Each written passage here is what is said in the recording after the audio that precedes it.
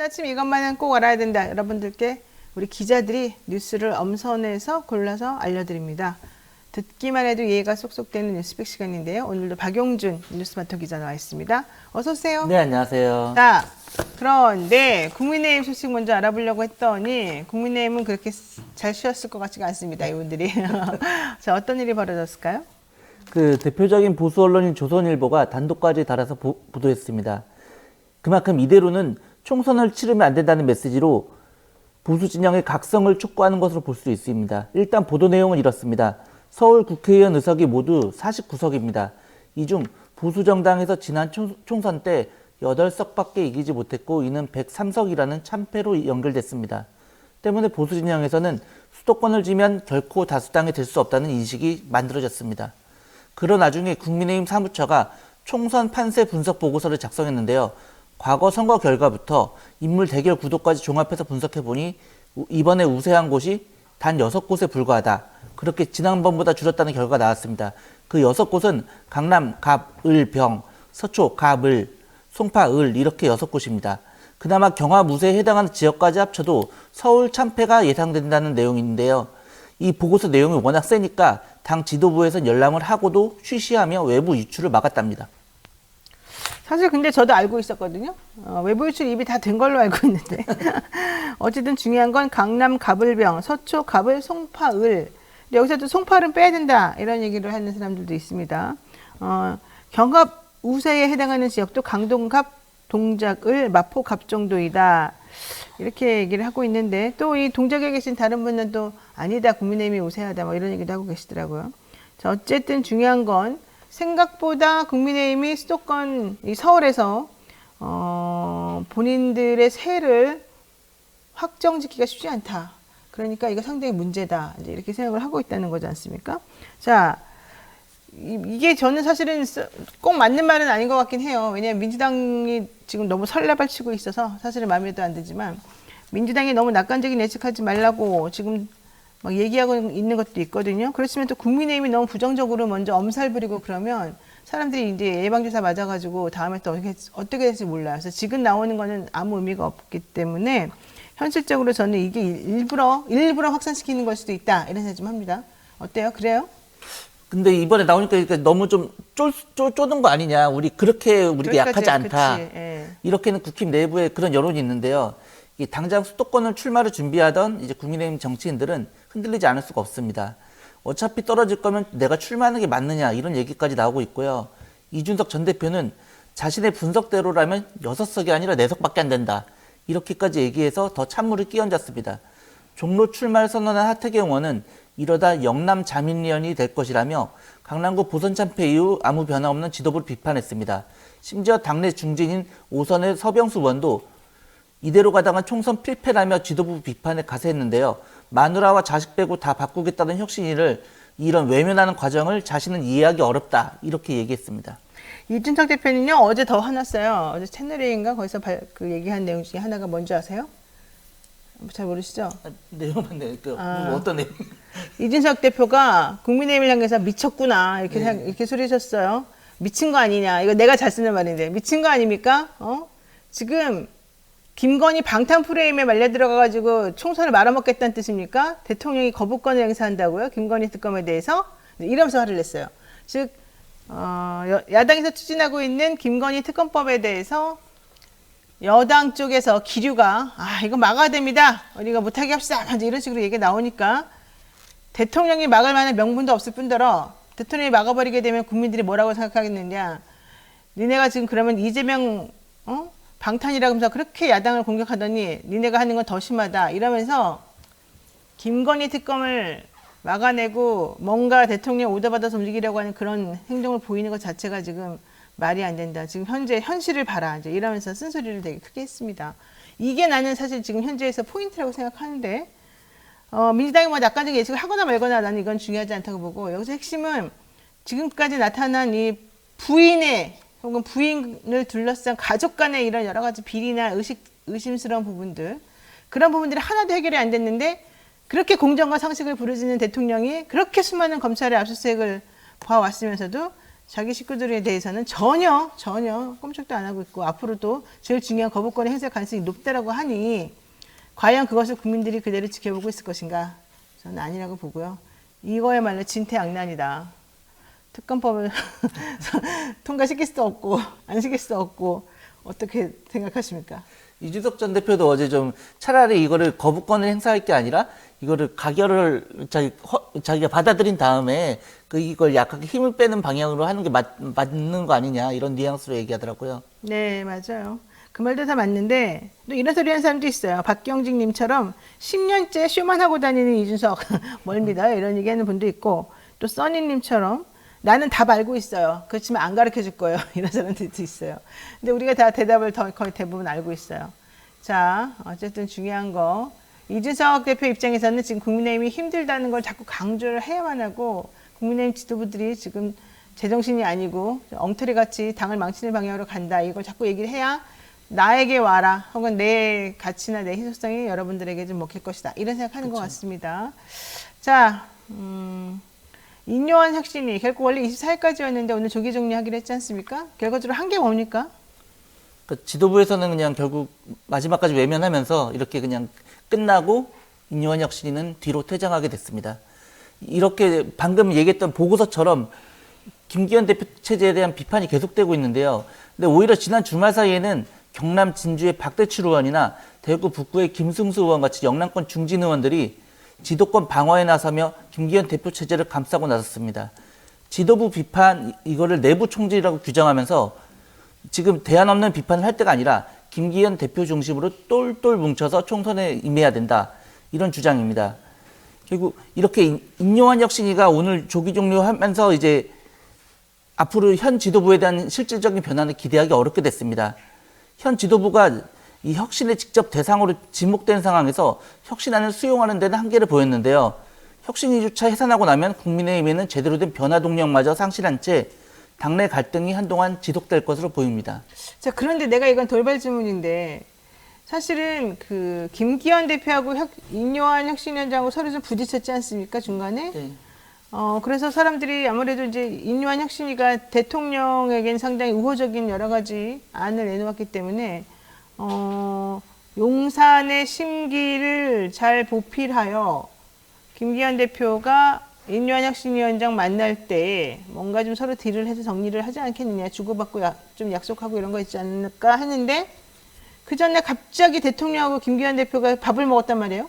그러고 난 다음에 갑자기 태도가 급변하게 돼가지고 그냥 뻥 차버리는, 혁신위를 뻥 차버리는 모양새가 됐지 않습니까? 둘이 17분 만나고. 이건 무슨 뜻일까요? 대통령 입장에서 국민의힘에 있는 터줏대감들을 내가 더 이상은 컨트롤할 수 없다. 이런 뜻으로 봅니까? 지난주에 이제 인요한 3시 오찬을 했다고 하더라고요. 그런데 그 오찬 내용까지는 공개가 되지 않았는데 이게 뭐 대통령이 지금 혁신안이 50%면 앞으로 이제 그걸 김기현 대표가 받아가지고 100%로 만들어 달라. 근데 이게 어떤 식으로 해석하냐면 김기현 대표 이제 비대위 체제로 전환하지 않고 그냥 김기현 대표가 앞으로 맞아서 그냥 잘 소화를 해줘라. 이런 식으로 마무리를 짓는 정도로 현 대표 체제를 좀 신뢰하는 발언으로도 볼 수 있지 않느냐.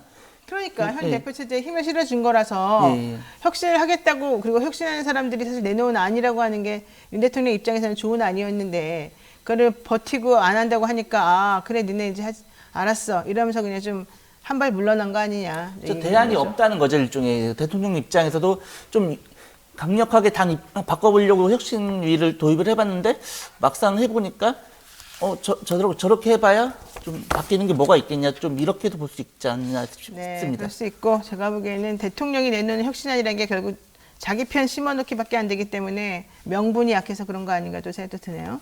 자, 첫 번째 안건 여기까지 하고요. 두 번째 이슈, 이낙연 전 대표, 이준석 전 대표 지금 신당 가지고 서로 만나네 안 만나네 이러고 있죠? 근데 며칠 전만 해도 그 이낙연 전 대표는 이준석 전 대표와의 만남에 대해 별다른 입장을 보이지는 않았습니다. 이낙연 전 대표는 당내 지분이 상당한 만큼 잔류를 할 가능성도 남아 있었는데요. 이번엔 좀 다른 입장을 보여줬습니다. 이낙연 전 대표는 이준석 전 대표에 대해서 우리 정치에 매우 드문 인재라고 평가하며 시기가 되면 만나게 될 것이라며 연대 가능성을 언급했습니다. 또한 함께하지 않을 대상을 먼저 정하지 않겠다며 세대나 출신으로 편을 가르지 않겠다는 뜻을 드러냈습니다. 특히 신당 창당에 대해서는 위기를 직시하고 극복할 만한 역량이 해체된 상황에서 다시 결집해야 한다며 총선 이전에 차질 없이 추진하겠다고 얘기했습니다. 네, 지금 뭐 계속해서 지분 받는 문제가 해결이 말끔히 안 되고 있는 것 같습니다. 그리고 지금 이준석 대표 얘기까지 하는 걸 보면은 김부겸 전 총리나 정세균 전 총리 같이 이 민주당 내에 있는 좀 힘이 있는 또 그리고 중도적이면서 보수적인 성향을 가진 분들하고 연대도 생각보다 말끔히 깨끗하게 되지 않는다는 걸 알 수 있죠. 왜냐하면 만약에 잘 되면 이분들하고 그냥 계속 얘기를 하면 되는 거지 굳이 성향도 다르고 어디로 튈지도 모르는 이준석 대표하고 뭘 해볼 필요는 사실 없거든요. 너무 이질적이라서 서로. 그렇기 때문에 지금 현재 겉으로 보이는 것하고 다르게 실제 이낙연 전 대표 쪽에서는 조금 생각보다 좀 부담스러워하고 뭔가 조금 마음이 좀 편하지 않을 수 있다 이렇게 생각합니다. 자, 이준석 전 대표도 반응을 보였을 것 같습니다. 이준석 전 대표는 흔쾌히 만남을 열어두면서 이낙연 전 대표에게도 결단의 시간이 필요할 것이라며 같이 친 울타리가 될 수 있다고 얘기했습니다. 이게 가정을 한다면 이낙연 전 대표와 이준석 전 대표가 같은 당이 될 수도 아니면 각기 다른 당을 만들고 제3연대를 하는 방안도 가능합니다. 일단 이준석 전 대표는 제3연대에 힘을 실었습니다. 이미 앞서 준비를 시작한 이준석 전 대표의 경우 27일에 이제 창당을 발표할 계획인데요. 이후 실제 이제 당원 모집을 거쳐서 창당까지는 2주에서 한 달이면 충분하다고 설명했습니다. 네, 뭐 이제 워낙 베테랑들이니까 그런 거는 뭐 만드는 거는 문제는 아닐 것 같고요. 이제 문제는 이재명 대표겠죠. 이재명 대표가 이들이 그냥 떠난다고 하고 시끄럽게 하고 그런 걸 그냥 방치하고 내보내라. 그냥 알았다 시끄럽게 나가라 이렇게 할 것 같지는 않죠. 왜냐면 그 전에도 이낙연 전 대표에 대한 출당 요구 청원 같은 경우도 전부 다 내리고 그러지 맙시다. 다 같이 협동합시다라고 말했기 때문에 그리고 또 하나는 그 정세균계의 안기백 의원 같은 분을 전략공천관리위원회 위원장으로 임명도 하고 그래서 사람들을 좀 품어 안으려고 한 내용을 조금 보여주고 있어요. 근데 다만 얘기가 안 되는 거는 워낙 이낙연계나 비명계라고 지금까지 떠들어왔던 그런 분들이 워낙 센 말들을 하고 있고 워낙 센 요구들을 하고 있고 좀 타협하려고 한 자세보다는 내 거 내놔 막 이런 식의 행동을 하고 있기 때문에 아마 얘기가 좀 잘 안 되는 거일 수도 있겠습니다. 하지만 그럼에도 불구하고 이재명 대표 측에서는 계속해서 민주당 내분이 일어나지 않도록 좀 잘 다독이면서 서로 간에 타협하면서 좀 진행하는 것이 필요하지 않나 이런 생각이 조금 듭니다. 네, 물론 물과 기름이긴 한데 어쨌든 총선을 위해서는 뭉쳐야 되겠습니다. 김부겸, 정세균 두 전직 총리하고 이재명 대표가 지금 회동도 하고 있는 것이고 이렇게 되면은 아무래도 이낙연 전 대표도 입지도 좁아질 수 있고 실제 신당까지 나가지 않을 수도 있다 이렇게 생각하면 되겠습니다. 네, 박영진 기자 수고 많으셨습니다. 네, 감사합니다. 바쁜 아침 이것만은 꼭 알아야 되는데 여러분들이 알아야 좋을 뉴스들만 엄선해서 대신 정리해드립니다. 듣기만 해도 이해가 쏙쏙 되는 뉴스픽 시간인데요. 오늘은 이진하 기자와 함께하겠습니다. 어서 오십시오. 네, 안녕하세요. 어제 나왔던 뉴스 중에 윤핵관인 장제원 의원이 불출마하겠다 이런 얘기를 했습니다. 네. 무슨 얘기일까요? 친윤 핵심으로 꼽히는 국민의힘 3선 장제원 의원이 내년 총선 불출마를 어제 공식 선언했습니다. 그동안 인요한 혁신위원회가 주장했던 주류 희생 요구에도 불구하고 그 당시에는 이제 불출마 선언은 없을 것이라고 확언을 했지만 갑작스럽게 입장이 바뀐 것인데요. 당내 주류 인사 중에는 처음으로 희생을 결단한 것입니다. 어제 장 의원은 역사의 뒤편에서 국민의힘 총선 승리를 응원하겠다며 불출마 선언을 한 배경을 밝혔고요. 이어 윤석열 정부의 성공보다 절박한 게 어디 있겠나. 총선 승리가 윤 정부 성공의 최소 조건이며 또 한 번 백의종 군의 길을 가겠다 이렇게 밝혔습니다. 그러자 당내에서는 김장연대라고 불리면서 또 다른 윤핵관인 김기현 대표에 대한 사퇴도 압박이 이어지고 있습니다. 사실 뭐 김제동 이런 얘기도 있던데요. 네. 김기현, 네. 장제원, 권성동 이분들은 이제 안 나갈 것이다 이런 얘기도 하면서 결과론적으로는 그 자리를 또 누가 채울 것이냐 여기에 대한 관심도 쏟아지는데 어쨌든 어제 그래서 그런지 김기현 대표 잠적했다, 잠행했다 이런 얘기가 나옵니다. 일정을 취소하고 사실상 사퇴 수순에 들어간 거다 이런 얘기가 있던데 어떻게 된 거죠 이게? 네, 어제 김 대표가 오후 일정을 모두 취소하고 장고에 들어간 것으로 보이는데요. 아무래도 당내 직접적인 용태 압박 때문인 것으로 보입니다. 어제 안철수 의원은 자신의 페이스북에 장 의원 불출마와 관련해서 김장연대를 통해 당대표를 만든 책임도 지는 모양새라면서 하지만 아직 차가워진 민심을 돌리기에는 부족한 상황이다. 장제원 의원의 결심에 밑거름이 돼서 차가운 국민의 마음을 돌리는 기폭제가 되도록 해야 한다면서 지도부의 후속 대응을 우회적으로 시사를 했습니다.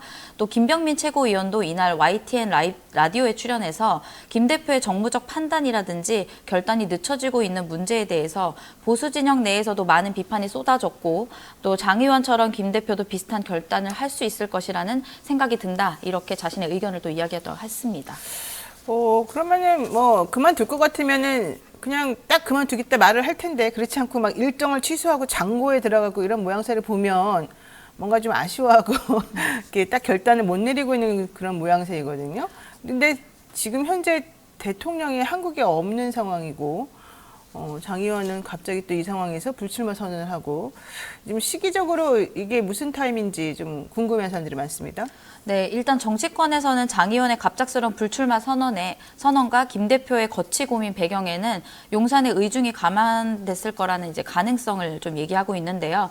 최근 보수 언론에서 연이어 총선 위기론 등을 띄우면서 그동안 위기를 감지하지 못했던 이제 용산에서 이 위기감을 실제로 이제 체감을 하면서 이야기를 한 것이라는 분석도 나오고 있습니다. 사실 그동안 장 의원은 혁신위에 당 주류 불출마나 험지 출마의 희생을 요청했을 때 지역구에서 90대나 되는 버스를 동원해서 대규모 행사에 참석하는 등 지지세를 과시해서 혁신한 거부 입장으로 해석됐던 상태였는데 이렇게 갑작스러운 결단을 통해서 이제 당의 혁신 이런 것을 내세운 게 아니냐 이런 해석도 나오고요. 또 근데 이제 장 의원의 결단을 통해서 또 친윤계 주류 희생 없이 윤 대통령의 지지율과 여당에 대한 지지율을 끌어올리기가 어렵다라는 여권의 고민이 반영될 수 있다는 분석도 나오고 있습니다. 사실 이렇게 불출마하겠다고 말할 거였으면 인요한 혁신위원장이 얘기했을 때 90대 동원해서 5천 명의 쇠를 가시할 게 아니라 그때 멋있게 내가 하겠습니다. 이랬어야 되는 거 아닌가? 네, 근데 이제 남에게 등 떠밀리는 것보다는 내가 스스로 나가겠다 이렇게 하는 게 좀 더 모양새가 좋은 게 아니냐 이런 얘기도 나오고 있습니다. 네.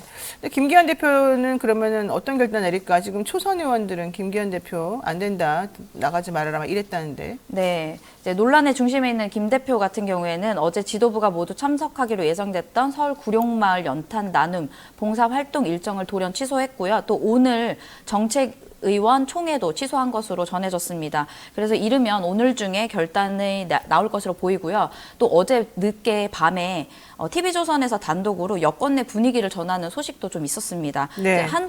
한동훈 법무부 장관을 비대위원장으로 하는 비대위 체제를 검토하고 있다. 여권에서 이렇게 이야기가 나왔는데요. 그러면서 이제 김 대표가 대표에서 사퇴를 하고 원래 지역구였던 울산 지역구의 출마 가능성을 또 점치기도 했습니다. 그래요? 한동훈 장관이 비대위원장을 맡아요? 네, 그런 얘기가 지금 나오고 있다면서 TV조선에서 어제 한 10시 정도에 단독이 나왔더라고요. 김한길 고문이 비대위원장 맡을 거다 이렇게 또 보는 사람들이 많았는데 또 중간에 바뀌었나? 그런 건가 있나 보네요. 자, 또 두 번째 이슈 보겠습니다. 대통령 소식 한번 전해주실까요? 네, 올해 13번째 또 순방을 나가셨는데요. 지난 11일에 윤 대통령이 3박 5일 일정으로 국빈 방문을 위해 네덜란드로 출국했습니다. 정상회담 상대는 마르크 류터 총리인데요. 이 총리는 이미 지난 7월 초에 7월에 내년 초 정계 은퇴를 선언한 사람입니다.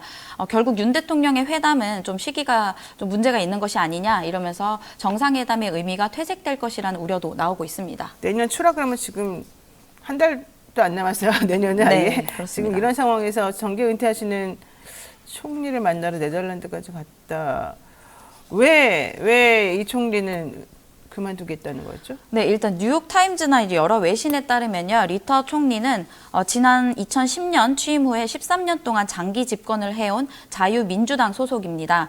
지난 7월에 자신이 제안한 전쟁 난민에 대한 이민 규정 완화안이 연정의 반대로 무산되자 정계 은퇴를 선언한 것입니다.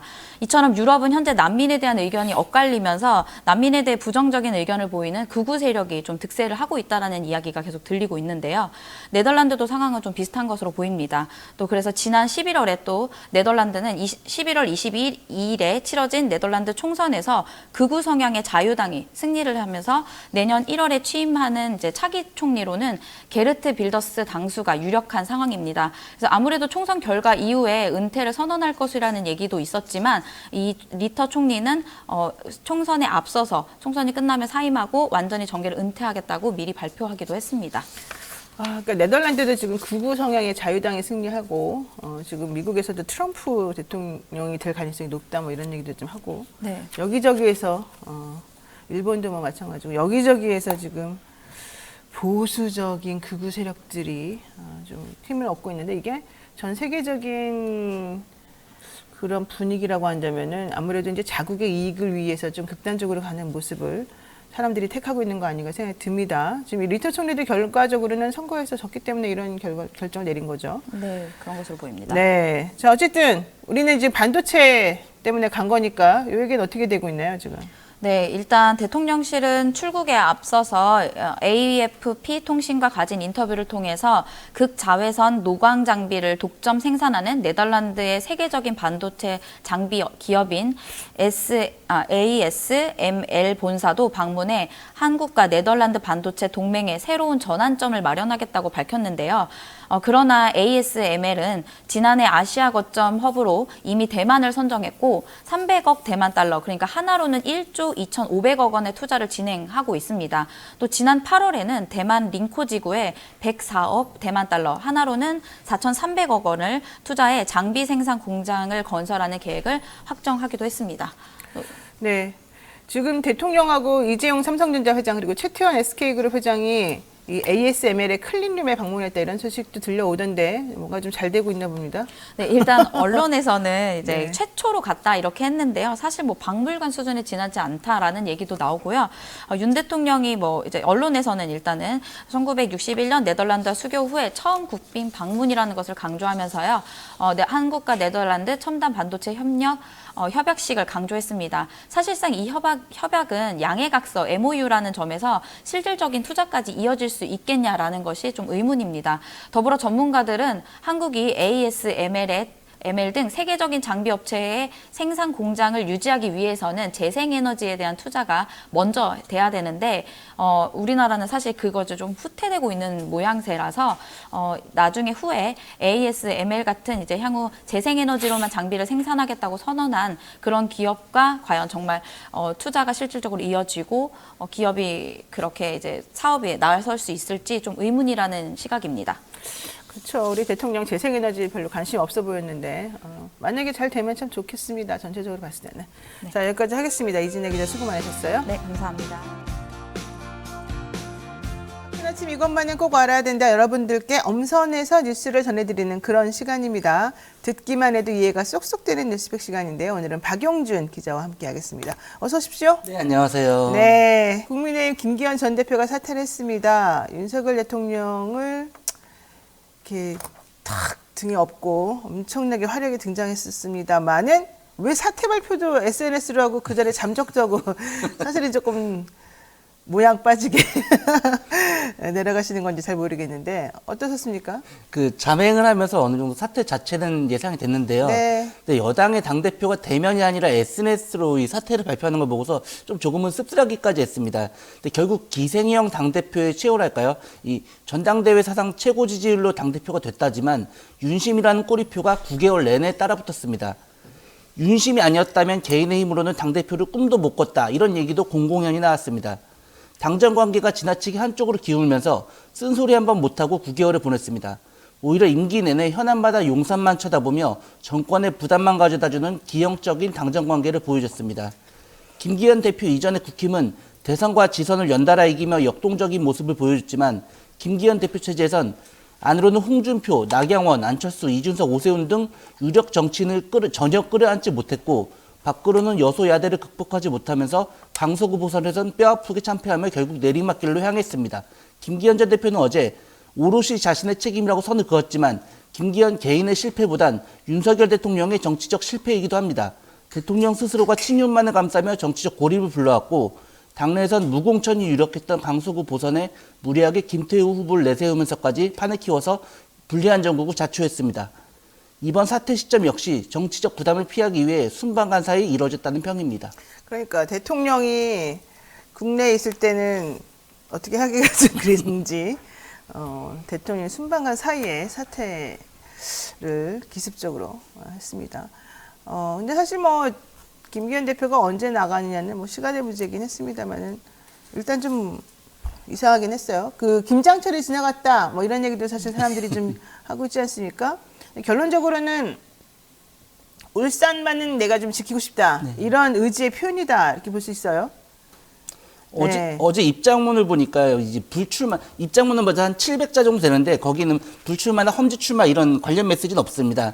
이거는 곧 울산 출마 가능성만은 열어뒀다, 이렇게도 볼 수 있는데요. 이제 원래 거기 울산 남 지역구인데, 거기 서동욱 울산 남구청장이 이제 출마를 하기 위해서 구청장직을 곧 사퇴하겠다, 이렇게 발표를 했었는데, 네. 이제 사퇴를 갑작스레 철회한 것 역시 이제 김기현 전 대표가 그 자리에 갈 것 아니냐, 이런 의중이 반영된 것으로 볼 수도 있습니다. 당대표 김기현은 끝났어도 정치인 김기현은 끝내지 않겠다. 이런 건데 이제 또 당 안에서는 현재 영남 물갈이론이 거센 상황에서 과연 살아남을 수 있을지 이건 봐야 될 것 같습니다. 사실 그 울산에 있는 그 구청장이 김기현 라인이라는 거 아니에요. 그렇죠. 예, 그래서 키워줬었기 때문에 본인이 원래 나가려던 자리를 김기현 대표가 절대 내놓지 않는다. 이것 때문에 좀 심기가 불편하다. 뭐 이런 얘기도 있었는데.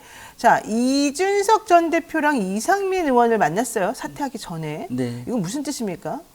근데 뭐 막상 뭐 열어놓고 보니까 알고 보니까 뭐 큰일은 아니더라고요. 이제 이준석 전 대표랑의 만남은 사전에 약속된 일정으로 이제 일부러 뭐 사퇴 직전에 만난 건 아니라고 합니다. 뭐 한쪽에서는 뭐 그러면 김기현 전 대표가 그러면 이준석 신당으로 가냐 뭐 이런 해석까지도 아이고, 나왔었는데 네. 오히려 이제 김기현 전 대표가 이제 원래 당 대표의 입장에서 이준석 전 대표를 만류하려고 창당을 만류하려고 잡은 자리인데 막상 만나고 보니까 상황인지라 이준석 전 대표가 나가지 말라. 사퇴하지 마라. 아, 그랬군요. 이렇게 만류하느라 시간을 다 할애했다고 하더라고요. 그리고 김기현 전 대표 얘기를 이제 이준석 전 대표를 통해 들어보니까 자신은 전혀 당대표를 사퇴할 생각이 없었는데 그렇죠. 조선일보의 서울 6석 보도가 나온 이후로 상황이 갑자기 바뀌면서 자기가 마치 자리에 집착하는 사람처럼 이렇게 보여지니까 이러느니 내가 나가야겠다. 이렇게 좀 얘기를 했다고 하더라고요. 그러면 조선일보가 내보냈는데 큰 역할을 한 거네요. 그렇죠. 조선일보가 일부러 그런 겁니까, 그러면? 그렇죠. 아무래도 그런 지금 체제로는 총선을 이길 수 없다. 보수의 각성이 필요하다.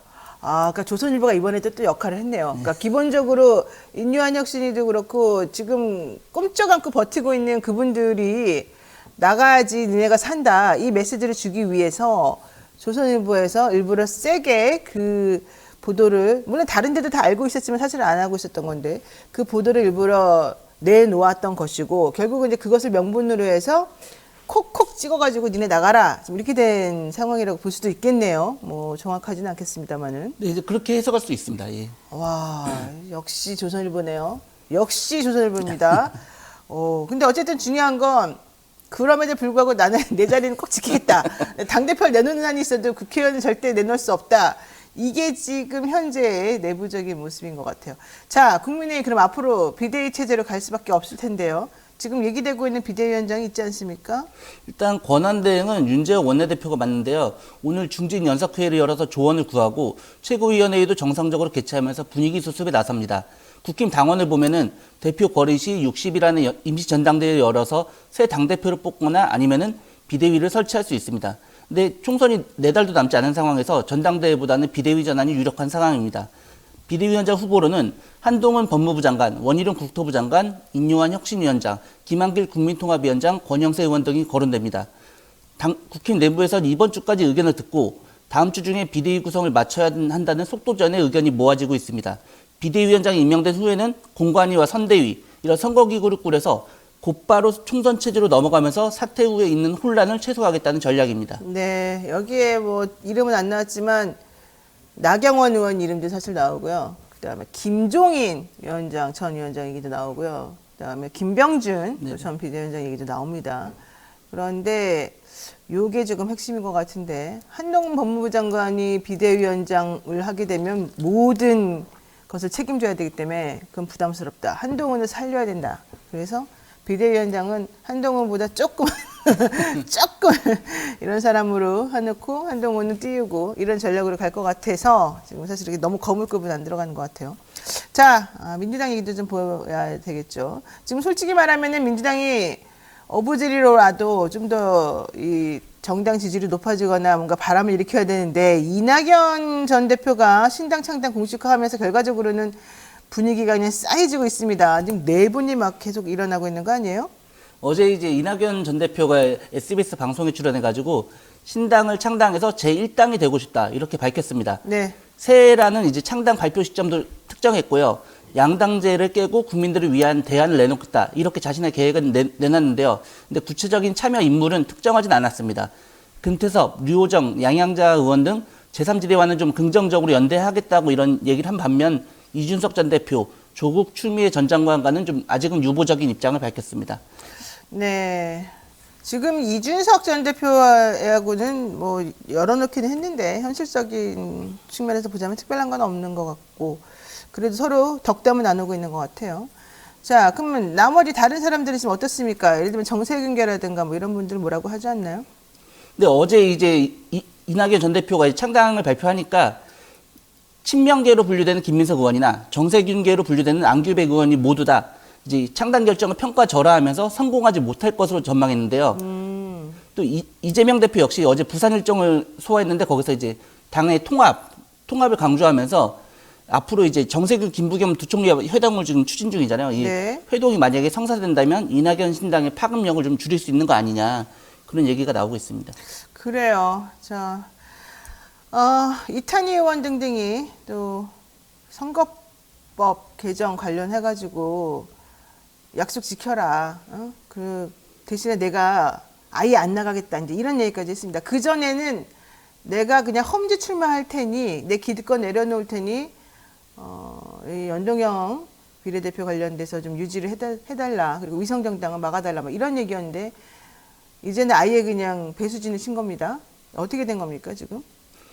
이탄희 의원 같은 경우는 이제 말씀하신 것처럼 이제 어떻게 보면 이 선거법만은 지켜야 된다. 다 포기할 테니 좀 그런 것만은 확실한 것 같아요. 네네. 그래서 준연동형 유지 그리고 위성정당 방지 이렇게 두 가지거든요. 요구하는 게. 그렇죠. 그래서 이거를 지켜야 한다 하면서 아예 불출마를 하겠다 어제 발표했습니다. 근데 이재명 대표가 이제 앞서서 이제 멋있게 지면 무슨 소용이냐 이러면서 좀 앞으로 되돌아갈 수 있다 이런 걸 시사했는데 네, 병리평으로 돌아갈 수도 있다는 측면으로 좀 말을 했었죠. 네. 이것에 대해서는 대국민 정치개혁 약속을 지키고 멋지게 이기자 이러면서 오히려 그 실리보다 명분을 찾아야 한다 이런 입장을 밝혔습니다. 근데 이런 것도 얘기했어요. 멋없게 지면 어떻게 하냐. 그러니까 결국 질 수 있다는 거는 좀 포석을 깔아준 것 같은데 어쨌든 이탄희 의원은 그래서 불출마 선언하면서 본인이 희생하는 모습을 보이겠다 이런 취지였던 거죠. 그렇죠. 예. 자, 그런데 또 한 명이 또 불출마 선언했습니다. 이제 그 세종갑에 홍성국 의원이 있거든요. 이제 네. 증권사 평사원으로 시작해서 증권맨 신화를 읽은 걸로 유명한데 홍 의원은 어제 불출마 선언했습니다. 불출마 선언하면서 서로를 비방하고 죽여야만 내가 사는 이런 후진적인 정치 구조의 한계로 인해 재성과를 내지 못했다 이렇게 밝혔습니다. 이제 홍 의원의 불출마에 두고서 이제 이낙연 신당 합류설이 있었는데 그것에 선을 그었습니다. 민주당원으로서 연구자로 돌아가서 당내 1인 싱크탱크 역할을 하겠다 이렇게 얘기했는데요. 네. 이제 어제 홍 의원까지 합류하면서 민주당의 불출마 선언은 박병석, 우상호, 오영환, 강민정 의원까지 합쳐 총 6명이 됐습니다. 박병석 6선의 의원, 우상호 의원 4선 의원, 그 다음에 초선이었던 오영환, 강민정 의원, 그리고 이번에 이탄희, 홍성국 의원. 민주당은 그냥 알아서 또 다 정리들을 스스로 하고 있군요. 네, 자 그냥 당들마다 몸부림을 솔직히 이제 치고 있는 상황인 것이고요. 예, 국민들도 정말 몸부림을 지금 치고 있습니다. 아주 미치겠습니다. 박용진 기자 수고 많으셨습니다. 고맙습니다. 네, 감사합니다. 오늘 아침 이것만은 꼭 알아야 된다. 여러분들께 엄선해서 뉴스를 정리해서 보내드리는 그런 시간입니다. 듣기만 해도 이해가 쏙쏙 되는 뉴스팩 시간이죠. 오늘은 이진한 뉴스마터 기자와 함께하겠습니다. 어서 오십시오. 네, 안녕하세요. 네, 그 여당 김기현 대표가 결국 9개월 만에 자리에서 물러나고 비대위 체제로 전환하기로 했습니다. 이게 사퇴 발표 하루 만에 벌어진 일이죠. 네, 총선이 4개월밖에 남지 않았는데요. 국민의힘은 비상대책위원회 체제로 정비하겠다고 발표했습니다. 죄송합니다. 윤재욱 당대표 권한대행은 어제 오전 기자들을 만나서 전당대회를 열 상황이 안 된다고 의견이 모아져서 비대위 체제로 빨리 지도체제를 구성하게 하는 것이 바람직하다라고 결론이 내려졌다면서 가급적 이른 시간 안에 선임하도록 하겠다 이렇게 이야기했고요. 또 그 조건으로는 국민의 눈높이에 맞고 국민 공감을 얻을 수 있는 분이고 또 총선 승리라는 지상 과제를 달성할 능력과 실력을 갖춘 분 이렇게 이야기를 했습니다. 국민의힘의 구원 투수가 누가 될지 이제 좀 관심이 좀 모아지고 있었는데요. 일단은 윤 권한대행의 개인적인 의견에 따르면은 공동 비대위원장보다는 한 명으로 하는 것이 좀 더 효율적일 것이라고 밝혔습니다. 네, 지금 누가 비대위원장이 될 것이냐, 한 명 체제냐, 11명 체제냐 이런 것들이 얘기가 됐었는데 김한길 국민통합위원장, 한동훈 법무부 장관, 인요한 혁신위원장, 원희룡 장관 등등 이름이 거론이 되고 있습니다. 누가 될까요? 네, 네. 이야기가 일단 언론에서 주목한 인물은 우선 대통령의 숨은 책사로 불리는 김한길 국민통합위원장이 거론됐고요. 김 위원장은 전략기획에 밝은 인물이라고 평가를 했습니다. 그러면서 지난 대선 때 윤석열 후보 캠프에 합류해서 새 정부 출범을 도왔고 이후에도 줄곧 윤 대통령과 연락을 주고받으며 정치적 조언을 해온 것으로 알려졌다는 부분에서 주목된 것인데요. 하지만 이제 민주당 출신으로 보수층이 거부감을 보이고 있고 또 윤 대통령의 신임이 각별한 것으로 알려진 점이 좀 단점으로 좀 꼽혔습니다. 또 한동훈 장관 같은 경우에는 당내 주류 의원들이 밀고 있다라고 하는데요. 최근에 이제 인지도가 급상승하고 있고 또 스타성을 갖추고 있다라는 그런 이유로 밀고 있다라고 합니다. 또 내년 총선에서 그렇기 때문에 반전을 노릴 수 있는 것이 아니냐 이렇게 했고 또 반대로 현직 장관이라는 점 그리고 정치 경험이 없다는 점에서 단점으로 좀 평가가 되고 있습니다. 여기서 또 인요한 혁신위원장도 다시 한번 비대위에 맡겨야 된다는 의견도 나왔는데 이 의견은 이제 이철규 인재영입위원장의 이제 의견이라는 얘기도 나오고 있습니다. 하지만 이미 혁신위를 한번 거쳤고 또 신선함이 떨어지고 또 예측 불가한 인물이라는 점에서 또 단점으로 꼽히고 있습니다. 네, 김한길 국민통합위원장이 비대위원장이 됐을 때 단점이 윤 대통령의 신임이 각별한 것이다. 네. 이렇게 지금 본다는 거예요? 네. 그동안 이게 다 장점으로 옛날에 얘기가 됐었는데 이제는 이게 또 단점이 되는 시대가 왔군요. 그렇다면 다른 사람들은 좀 없을까요? 너무 신선하지 않은 것도 같은데. 네. 그래서 일단은 이제 김한길 아까 위원장 같은 경우에는 이제 안에서도 이 오보이길 바란다. 허은하 의원이 이제 바뀌어야 할 것은 용산이고 대통령이다. 이렇게 이야기를 했었고요. 또 이제 장성철 공론센터 소장 같은 경우에도 MBC 라디오에 출연해서 지금 사태가 사실상 용산의 의중, 당권 장악 때문에 나온 것이 아니냐 이러면서 좀 윤심과는 거리를 둬야 된다 하면서 얘기가 나오는 것이 지난 3.8 전당대회 때 여론조사에서도 선두를 달리면서 윤심 논란 속에서 당권 도전을 접었던 인물이죠. 나경원 의원에 대한 이야기가 또 나오고 있습니다.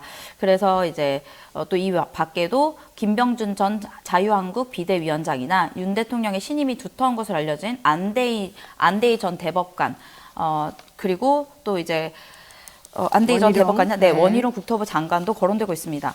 아까 말씀하신 것처럼 그 윤심과 좀 멀어져야 된다는 것은 아무래도 보수 매체가 여러 가지 총선 전에 그런 좀 키메이커 역할로 나오는 그런 기사들이 많은데 오늘 아침자 동아일보에는 누가 되든 대통령이 변해야 된다. 중앙일보는 윤, 경로, 불운, 김기현 이런 친윤 빈자리에 찐윤이 또 노린다. 이런 여러 가지가 이야기가 나오고 있습니다. 네. 자, 그렇다면 김기현 대표만 물러나는 걸로 끝나나요? 아니면은 지도부들도 같이 끝나는 건지 잘 모르겠네요. 네, 일단 지도부는 조만간 비대위가 꾸려질 때까지 당 의결기구 유지를 위해서 자리를 지킨다고 알려졌습니다. 하지만 이제 비대위 출범이 되면은 일괄 사퇴하지 않겠냐라는 관측에 무게가 실리고 있습니다. 또 비상의원총회가 오늘 열리면서 빠르게 일이 진행될 것으로 보이는데요. 또 오늘 윤석열 대통령이 네덜란드 국빈을 마치고 귀국하게 되면 이번 주말이 좀 굉장히 좀 속도가 좀 날 것으로 보입니다. 사실 김기현 대표가 왜 이 타임에 그만두냐도 좀 문제예요. 보궐선거 때 오히려 책임을 지고 물러나는 건 몰라도 지금은 그만둘 때가 아니다 이런 얘기도 나왔었는데 어쨌든 지금 윤심하고 당심이 조금씩 어긋나고 있는 건 아닌가 생각이 듭니다. 자, 대통령실하고 이 관계가 결과론적으로는 수평적으로는 절대 되지 않는다. 수직적으로 계속해서 윤심의 지배를 받는 당이다. 이런 게 조금 숙제처럼 느껴지는데 어떻습니까? 네, 그래서 그동안 윤심을 강조했던 김 대표 체제가 무너지면서 당 안팎으로는 나오는 목소리가 네. 수직적 당 대통령실 관계 개선과 중도 확장이 필요하다는 이야기가 나오고 있습니다. 또 이준석 전 대표가 이달 말에 신당 창당을 공식화한 만큼 대적하기 위해서 거물급 인사가 좀 나와야 된다라는 얘기가 나와서 아무래도 국민의힘의 고심이 좀 깊어질 것으로 보입니다. 네, 아무래도 이준석 전 대표가 신당을 차리게 되면 또 특유의 언변으로 엄청나게 공격을 서로 하지 않을까 생각이 드는데 일단 좀 재밌게 지켜봐야 될 것 같은데요. 자, 두 번째 이슈를 보겠습니다. 어제 더불어민주당 선거제 관련 논의를 했죠. 무슨 얘기가 오고 갔습니까? 일단 민주당 의원총회에서는 다수 의원들이 병립형 회기에 대한 반대한다는 목소리가 나왔는데요. 이모경 원내대변인은 의원총회가 끝난 뒤에 브리핑을 통해서 자유 발언에서 병립형 회기 반대 의견이 가장 많았다. 이러면서 이제 의원들의 다양한 의견을 듣는 자리였다라고 말했습니다. 하지만 뭐 아직까지 이게 정해지지는 않았는데요. 또 이제 반대 얘기를 하면서 병립형 회기 반대에 대한 이야기를 하면서 전날 총선 불출마를 선언한 이탄희 의원이 눈물을 흘리며 병립형 회기를 막아달라고 호소한 것으로 또 알려졌는데요. 이 의원은 이날 기자들과 만나서 병립형으로 돌아가는 것만은 막아달라, 선거법을 지켜달라 말씀을 드렸다. 또 그리고 백의종군하겠다면서 저로선 할 수 있는 것을 다 하겠다고 말씀드리고 호소드렸다. 이렇게 이야기했고요. 또 고민정 의원 같은 경우에도 병립형 회기에 반대한다. 이대로 병립형 회기를 한다면 국민에게 한 약속을 헌신짝처럼 버려도 되는 것으로 여겨진다. 질 것이다. 이렇게 꼬집었습니다. 지금 그러니까 어제 나온 얘기는 준연동형 현재 지금 시스템 그냥 그대로 가는 게 좀 더 낫다. 이런 의견들이 많았다고 알려지는데 이탄희 의원이 눈물을 흘렸어요? 병립형으로 돌아가지 말아달라고? 네, 눈물을 흘리면서 이야기를 했다라고 당내에서 얘기가 나오더라고요. 오, 눈물까지 흘리는군요. 이야. 자, 그렇지만 선거제도라고 하는 게 도대체 뭐가 문제길래 이렇게 시끌시끌한 걸까요? 일단은 뭐 현실적인 문제가 좀 있으니까요. 이제 사선 중진인 우상호 의원이 선거제도 논의는 옳고 그름의 문제가 아니라고 하면서 현실론을 이야기했는데요. 의원은 선거제도가 여야 합의로 결정해야 함을 강조하면서 권역별 비례대표제를 대안으로 언급도 했습니다. 권역별 비례대표제는 지도부가 절충안을 고려하고 있는 안이기도 한데요. 어쨌든 이날 의총 분위기는 전체적으로 연동형 비례대표제와 유지를 이야기하는 것은 국민과 약속을 지키는 것이기 때문에 공개 발언에 할 수 있는 분위기였지만 이제 반대로 병립형 회기는 자랑스럽게 이야기하기는 좀 애매하기 때문에 네. 상대적으로 위축된 것이 아니냐 이런 이야기도 나왔습니다. 네, 그러니까 병립형을 주장하는 사람들은 샤이하다. 결국 이 얘기겠습니다. 자, 이제 총선까지 얼마 안 남았는데 결론도 못 내렸어요. 그러면 선거제도 결정이 빨리 안 나오면 어떻게 돼야 될지 좀 복잡할 것도 같은데 뭐 언제 좀 나오겠다 이런 얘기 나온 게 있어요? 네, 일단 임 원내대변인은 다음 주에 의원총회를 통해서 계속 논의를 이어갈 것이고 다음 주 중에 어느 정도 결정을 해야 한다는 의견이 많아서 다음 주 중으로 좀 이야기가 되고 있고요. 또 정개특위 야당 간사를 맡고 있는 김영배 의원 같은 경우에는 오는 18일까지 정개특위위에서 여야 합의를 위한 시간적 여유를 요청했고 홍익표 원내대표가 이를 수락했다라고 밝혔습니다. 그래서 다음 주 중에 조금 윤곽이 나오지 않을까 싶습니다. 네. 이재명 대표 의견은 어땠는지 좀 궁금하기도 하고 또 대통령실하고 뭐 좀 접촉이 있었다는데 그 얘기도 좀 들어보겠습니다. 네, 이 대표는 어제 의총은 참석하지 않았는데요. 개인 일정 때문이라고 했고요. 이것과 좀 별개로 이제 대통령실 참모들을 좀 만났습니다. 이 대표는 어제 최근 간호법과 양국관리법, 노란봉투법, 방송 3법 등이 거듭된 윤석열 대통령의 거부권 행사에 대한 일침으로 최근 국회에서 힘들여 입법한 법안들이 많이 거부권 행사 대상이 되고 있는데 국회도 국민이 뽑은 국민의 대표기관이란 점을 충분히 고려해서 국회 입장, 입법안들에 대해 존중해 주시면 좋겠다. 이러면서 대통령실 어제 취임차 찾은 이제 이관섭 대통령실 신입정책실장과 한호섭 대통령실 신입정무수석에게 전했습니다. 그러고 이제 이후에도 계속 대체로 대화는 서로를 향한 뼈 있는 이야기가 오갔는데요. 대통령실은 반대로 야당의 협조를 또 구했습니다. 이관섭 정책실장은 이제 대통령의 거부권 행사에 대해서는 여야 간 정책 노선의 차이가 명확히 드러난 것이라고 규정을 하면서요. 저희들은 가급적이면 자유시장 경제의 기조에 맞게 운영해 나갔으면 하는 생각이기에 여러 가지 가지 의견이 다를 수 있어서 조심스럽다. 이렇게 이야기했습니다. 어제 뭐 조응천 의원을 비롯한 원칙과 상식에서는 또 이재명 대표와 그 지도부 전부 다 그만 사퇴해라 막 이런 또 강력한 얘기도 나왔었었는데 양쪽에서 공격을 받고 있군요. 자, 대통령하고는 뭐 만나야겠다 이런 계획은 없어요? 네, 그 좀 눈여겨봤는데요. 그런 얘기는 역시나 오가지 않은 것으로 보입니다. 한호섭 정무수석은 비공개 직전 모두 발언에서 취임 후에 여당이 아닌 야당을 먼저 찾은 점을 거론하면서 이 대표를 보러 간다고 하니 일단 윤 대통령이 대통령도 경무지만 제1야당 대표도 엄청난 경무다. 건강 잘 챙겼으면 좋겠다라는 말을 전해달라. 이 정도의 이야기만 했다고 전해지고요. 또 권칠승 민주당 수석 대변인은 만남에 대해서 없냐 이렇게 기자들이 물으니까 그런 이야기는 없고 또 이후에 브리핑 내용도 없다 이렇게 일축했습니다. 대통령은 절대 안 만날 것 같은데 그래도 끝까지 한번 기대를 해보는군요. 네, 이진아 기자 수고 많으셨습니다. 네, 감사합니다.